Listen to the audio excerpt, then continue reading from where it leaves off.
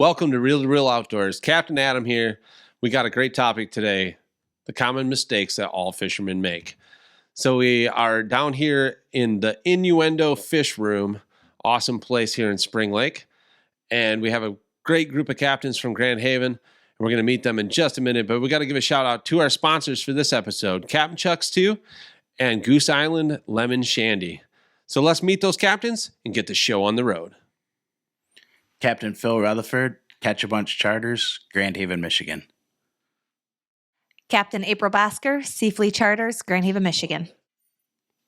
Captain Chris Bunda, On the Fly Charters, Grand Haven, Michigan. Captain Jeremy Barber, Innuendo Charters, Grand Haven, Michigan. Before we get to that topic, if you can hit that subscribe button, like and share this video, it'll help our channel grow. So let's get those captains in here and get this topic started. Talking about some of the mistakes that people make going out fishing. A lot of the non-everyday fishermen, the weekend anglers and that, might not have fished since the week previous, so they're going out there with their baits that they know that were good last week and not necessarily good this week, or trying to run somebody else's program. See that a lot where sometimes a spoon works for one boat, and even with us, like we'll run that same spoon and not be able to catch fish on it, but the other boats continue to catch fish on it every day in that. And so we see that a fair amount with the different baits. Some of the other things we were talking about was something we do that we see a lot of people that don't, but I try to train my mates, is if a corner rigger goes off, to leave that rod in the rod holder and reel down on it and get tight on it, especially when you're running slider baits on it, because that fish hits. If it's, say, like a steelhead, you're fishing 60 feet down, that fish hits the slider or the main and it comes to the surface. By the time you get the rod out of the rod holder and then you still have to reel, it's just time that was spent, wasted, that you could have been reeling down on them, getting tight in the rod holder. And once you get tight in the holder, to pull it out. And yeah, I agree. I think that increases your catch rate substantially to get tight on the fish before you do anything else. It doesn't matter if the rod's still in the rod holder. If you don't get tight on the fish and pick the rod up out of the rod holder, then there's slack in that line and that fish is going to come unbuttoned. Or those guys trading rods off. You do that too. Yeah, unfortunately. It's the guy's boat and he wants his buddy to catch the fish or whatever, so he pulls it out, and instead of getting tight on that fish, they go to hand off a rod real quick. Or yeah, I agree with you. That happens even on happens on charter boats, happens on tournament boats. It happens. I mean, nobody's perfect for sure. We have dedicated anglers and non-anglers as far as when we're tournament fishing, and it's definitely important, on our level, to get tight to the fish and make sure the fish is hooked up well, and then hand the rod off when Especially if they do hit if you're riding those stacking baits that we talked about in Grand Haven, even if they're free slider ones. I mean, they bite that top thing, they've got another 20 feet possibly to get to the end before you're tight on it. Yeah, and people grab the rod and wanna, even if you know how to set the hook, and as far as on that, when you grab it and you're just setting the hook into slack line, it's not accomplishing anything. You're just pulling 10 feet of line up, and then you got to reel down it on again. So I think it's extremely important to get tight on the fish before you lift into it. Another would be on the divers. Same deal as far as loosening the drag a little bit when the fish bites, to instead of just coming out of there and going, because the majority, whether it's meat, flasher and fly, spoon, a lot of times when they hit, they're going to run, and that it's I loosen my drags a little bit most of the time. Like if it's a fish that's on meat or whatever, I won't let the drag run it. I'll loosen the drag and then run my thumb on it, but it's all dependent on how the people do it. Sometimes if you have a mate that's doesn't mate for you anymore, and you tell them to, like, the fish is just torquing, and it's like loosen it up, and they just loosen it up by depressing the lever down, then there's no more loosening. You can actually That's a bad mistake. You When can it get locks tip up. wrap. You get a tip wrap there and break the rod, And it's funny. which I mean, is real bad. Or you can get a spool like you just went bass fishing. Yeah. And a lot of it, they don't go anymore. You just reel it. and it sounds bad because you're talking about, hey, these are the things that you can't do when you're out fishing. There's not a guy or girl at this table that can tell you. The only reason they know this is because it's done, happened. right? It's happened. Seen It's been there. You've done it so many times, yeah. or you see it happen on the boat. The other big one, I think, for me that you notice on the people that don't fish a ton with planer boards is pumping a rod with planer boards. Oh, God. They get a planer board out there, you get a 300 copper or a 150 copper, and this board is way out, and they get on that fish and they're fighting the fish and they want to pump the rod to a planer board. What they don't understand is you're fighting the board at that point. The line is connected to the board, so that angle is never changing when you're pumping.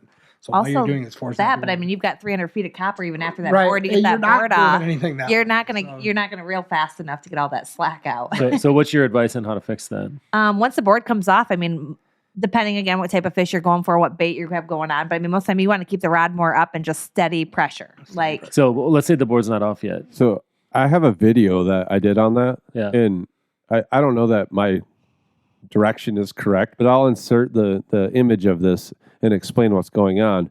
But if you're pumping to try to gain line on a planer board, when you're going when you're giving to the board and you're pumped, like you're releasing off your pump, the board has to stay in the same spot. If it drops back, then Yeah. you're causing a problem. yep. But if you can, when you pull forward, and then when you reel into the board, if the board stays in the same place, which you'll see right here, then you're doing See, it. and I wouldn't okay even to stay pump if tight. you don't have to. I If mean, you don't have to, don't. yeah, I was gonna say most of the time when that board's still on, we'll point the rod tip right down straight at Sure. the board and just keep that steady pressure. Because I mean, you lift up and that board dives down, you're getting that tension on that board is just diving down. You get a board to dive in. The ninja boards don't dive.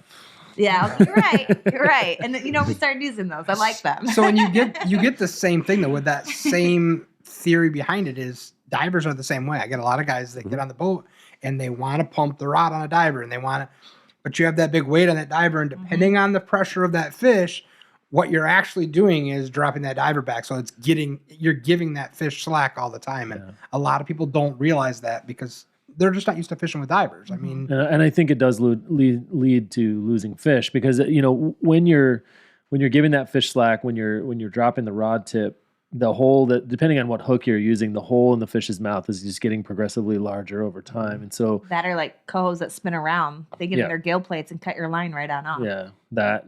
But I mean, if that hole keeps getting bigger and bigger, eventually the hook will pop. So you can definitely lose fish. I think steady, constant pressure. And I think it's okay to pump the rod a little bit. I like, instead of being straight up and down, I actually tuck it under my arm and go across my body. I think if you're pumping straight up and down, you have a tendency to lift the board up out of the water. And I think when the board drops back, that's when there's a problem. But if you put the rod under your armpit and turn your body with the rod tucked under your armpit and turn your body instead of pumping straight up and down, I think you can have some leverage. keep the board in the same way and still have some leverage. Because sometimes on a bigger fish, you don't have a choice. Right. You can't just tighten the drag down and straight reel to the board because you'll end up pulling the hook. And it doesn't work in a little boat. I mean, I get that. A lot of these guys are fishing in a little boat with seats in the middle, but if you have the room to walk the board, Walking. I mean, Yeah. if you Yeah. can, We call that the Polish shuffle. Yeah, the Polish shuffle is. You get guys that do that. I mean, I think we explain that about every single trip. Trying to teach people that just helps a lot. Get some of that pressure off. Even fighting fish on a copper after the board's off, to stand at the back of the boat and walk back and then walk to the back of the boat while you're reeling in that. But it's tough to tell somebody that's not an experienced fisherman and how to do that. Same as with the board. I mean, as far as not pumping, but if you're pumping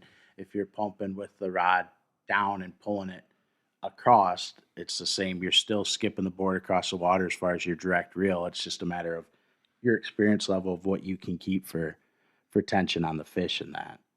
I think you have to reel as fast.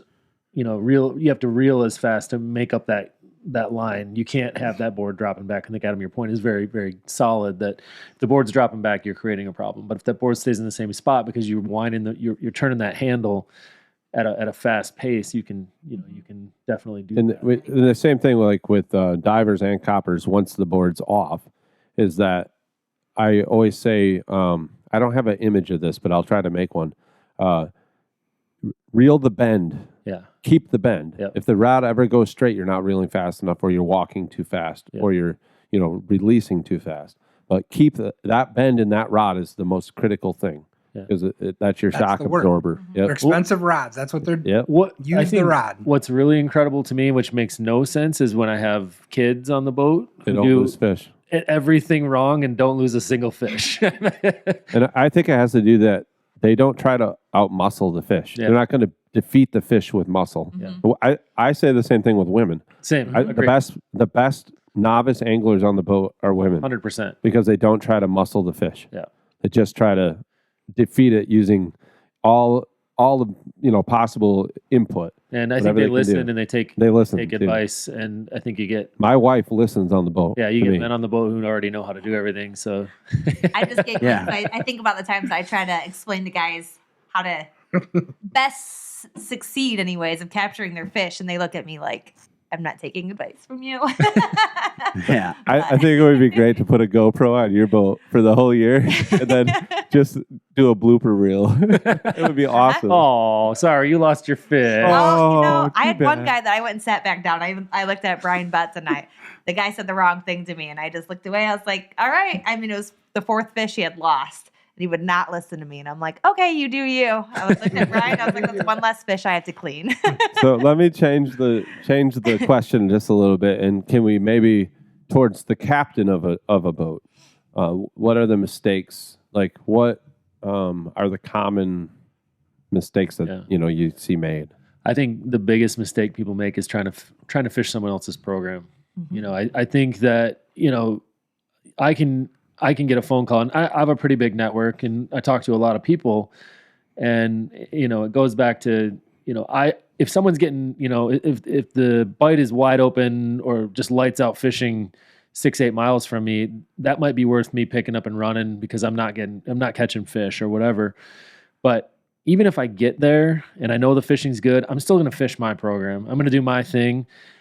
You can't catch someone else's fish. It's been proven over and over and over again. You can run the same baits at the same speed, at the same depth, in the same water, and you will not have the same result. And by the time you get there, it's usually too late. Mm-hmm. So I think, sometimes when we're on the struggle, we'll definitely start reaching out and asking for help, and we definitely get help. And it's really appreciated that, we share information and, a lot with a lot of other boats, but I still will run my program. And I think that's the biggest mistake people make. Yeah, I think somebody said it on Captain's Roundtable before, is like, don't give up on your A game.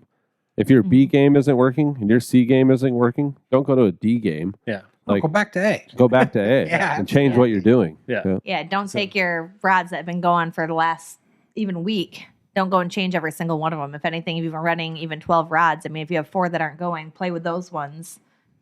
But keep the ones that have been consistent. Well, and small changes. I think that's another thing that happens a lot is guys change too much too fast, right? If things aren't going the way you want, they might change from yellows to greens, for example, and they change everything on the boat, and they change the leader length, and they change the speed, and they change.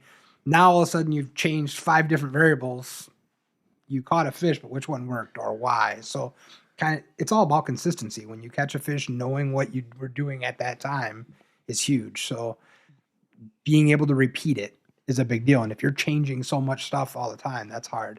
You try and change because you heard something on the radio that some guy got 4 30-pounders a couple miles from you, on his 15 core. And the others turn the radio off and fish your program. That's. And it's on that, like fishing a charter with people that have like some experience, so they have a little bit of a clue what's going on, and you're running your spread that you've got bid on all week, and then all of a sudden it's not working. And so it doesn't necessarily mean your baits aren't any good anymore. They're not good for that day. It could just be that the fish aren't biting. So now you start changing all your baits out, and then all of a sudden you're talking to your buddies on the radio and they're catching fish and you're not, because all your baits that have been catching the fish are now on your boat and not in the water. And so it's tough sometimes where you got to cycle through stuff to you can't just put your stuff in and be like, this is what we've been catching them on, and just go for a boat ride for 2 hours and then hope that they're going to start biting them and that. So, I mean, you got to change some stuff, but when you change out your whole program in that, because it's not getting bit, doesn't mean that it's not going to get bit. It could just be that the fish aren't biting at the time. And that goes right to that don't leave fish to find fish. I don't know how many times you're fishing, you're inside, say you're in 60 or 80 foot of water and you're just marking a ton of fish and you just can't go get them going. You've been through A program, B program, and all of a sudden you hear, Phil's in 250 foot and all of a sudden he's got a couple fish in the box. Well, so many times it's so tempting to a lot of guys, forget it, these fish aren't going to bite. I'm going to go there and get them. And like Jeremy said, by the time you get there, it doesn't work. You had fish there. It's so much easier to figure out the fish you have than trying to chase other people's fish.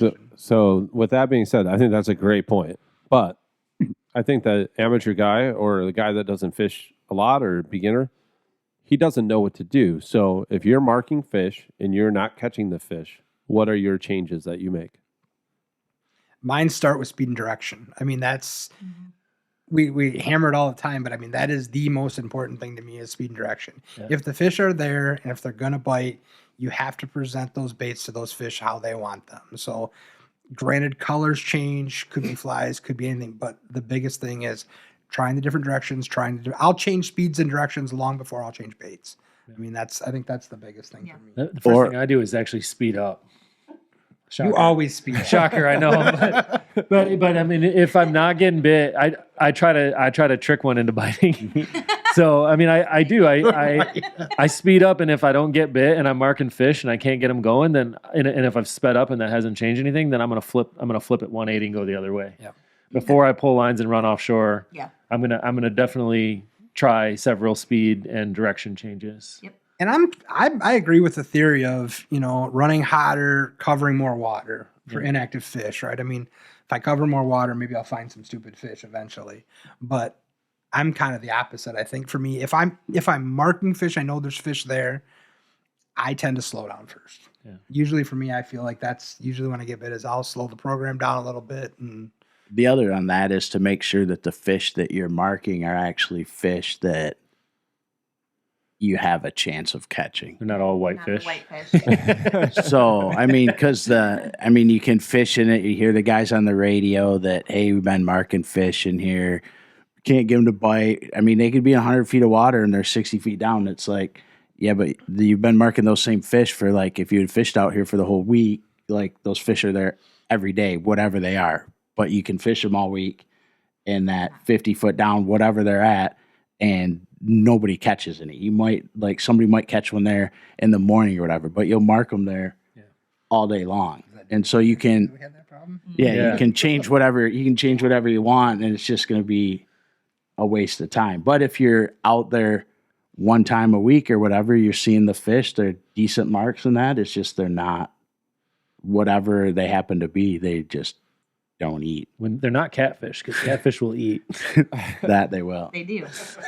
I think they're whitefish. A lot of times, I think we see those whitefish stacked up, on the thermopline early in the season, especially. It seems like, usually later in the season, I think they're drum. Yeah, they're either trout or they're juvenile kings or cohos. But yeah, I'm with you because we've definitely done, put a coho spread down there and not gotten bit, and put trout rigs there and not gotten bit, and I think, every once in a while we randomly catch a whitefish, but I think there's whitefish there. Another is once you catch that fish or hook the fish on your copper and get it to the boat is when you're going to attempt to net the fish. One of the easy fixes that if they run it right that I don't have on mine, but I know they help a lot of people out, is even to take an old release with the wire on it, duct tape it to the net handle, clip the release to the net. The biggest thing is people stand back there on charters. They want to net a fish, so you give it to them, and then it just is what it is type deal. But the majority of the time, they stand back there with the net.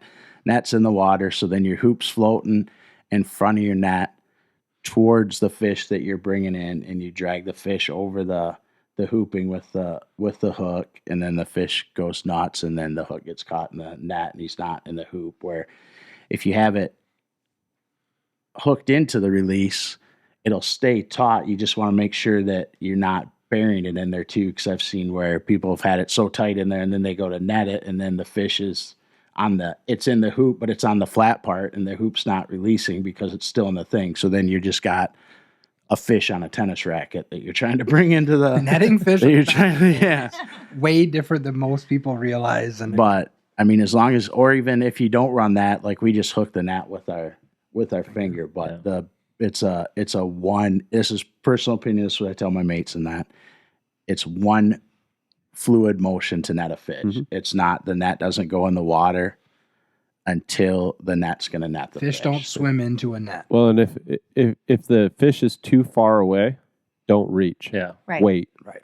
That's critical. Yeah. Know Because your distance. all of the things you just talked about happen because you reach. Yeah. Yep. You reach and miss, and that Which fish is I reach. hooked outside the net. Oh, I reach too.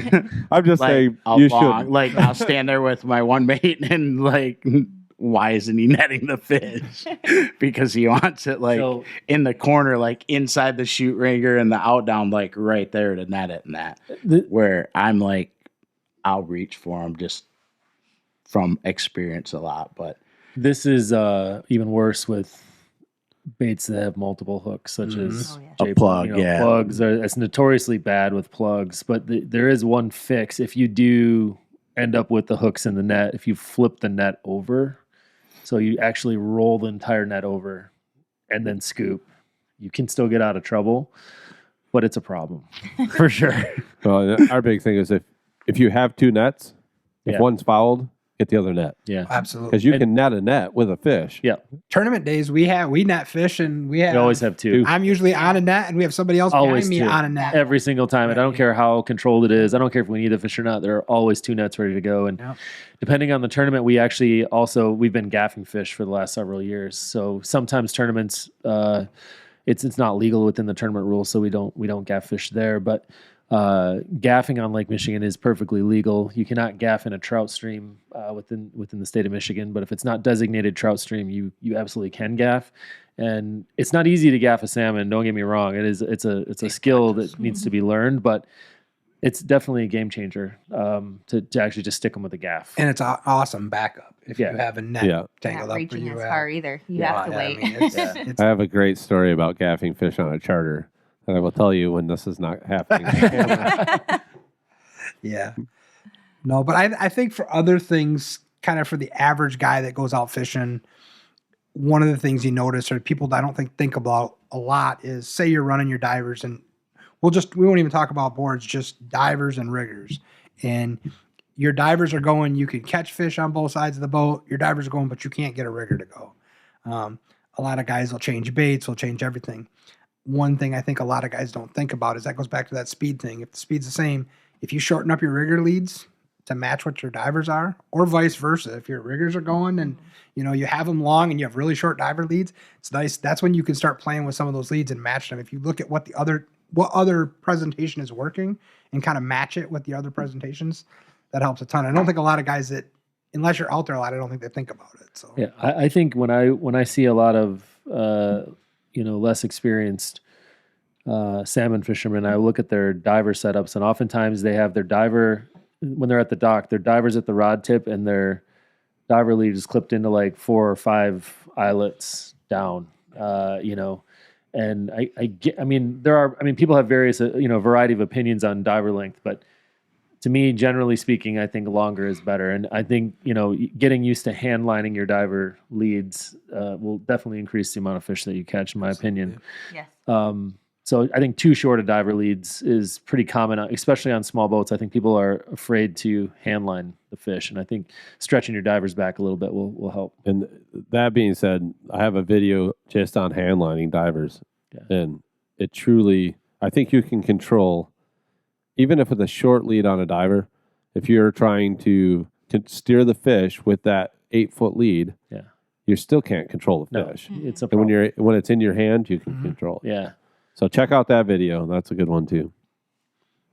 And the others, if you have like your outdowns getting bit, but your diver's not getting bit, or your outdowns getting bit and your shoot's not, and then all of a sudden you change your blade you have on your diver, and then all of a sudden your outdown's not getting bit anymore. So maybe one of your baits was bringing fish into the spread, but they didn't want to eat that bait, and then now all of a sudden you change that, or you change too much. You're getting bit on this, so you put more of them out, and then all of a sudden you're not getting bit. So it might have been the combination that you have out there, but then that was just the bait that they were choosing when they actually came in to bite. I think if you're marking fish and you're getting bit, and then you stop getting bit, you need to check your stuff. Back up. Yeah. I mean, just the bags we pick up out there Yeah. that grab the Balloons. hooks and- Balloons. Yeah, balloons are awful. Or you may have a shaker, you may have a fish that's not tripping the release, and you're just towing around a small fish, and that will definitely shut shut your you program down. You know, that'll wreck your morning. Especially first thing in the morning, I Yep. notice. You get that little bite that, I mean, even on your bottom rigger bite, and I mean, it just wiggles a little bit and you miss that. If you get shut down right away, that's the first thing I check is my riggers to make sure there's not. You got a 2-pound trout on there that didn't trip it off the Right. release first thing in the morning. The kings are biting wide Yeah, open, when everybody and else is getting bit you're like, around what you. the heck's going on? And I will say for us with Panoptics, that's been less of a problem because Okay. we can actually see a fish on the rigger with the Panoptics. We can, we know if there's a fish there. If we see a fish on the Panoptics that's following and not changing position for more than a few minutes, then we've got that fish. Then we need to look at the rod instead of the screen. Yeah, because everybody's doing So we're putting Panoptics on right now, yeah. like this week. It is a game. Yeah, changer it's for sure. Panoptics is definitely a game changer. The only downside is that we watch the screen all day. I would love to. I shouldn't say that. I mean, I question it. If we'd have had a GoPro the first couple tournaments that we fished in the boat, it would have been comical because there were literally fish where we were all staring at the screen, watching fish come in and out of the spread. It's like, look, he's going to hit the rigger, and the rigger's already going. He's on it, and we're staring at the screen going, he's going to get it. But it's a game changer. It's cool. It makes it interesting. It's video game fishing. All right. Well, I think those are some awesome advice. If you have any questions, anything that you'd like a little bit of information on, make sure you leave a comment, and we'll try to get that in the next video. But thanks again for tuning in. Thank you, all these great captains from Grand Haven, and I hope you can get out on that water soon and catch some more salmon.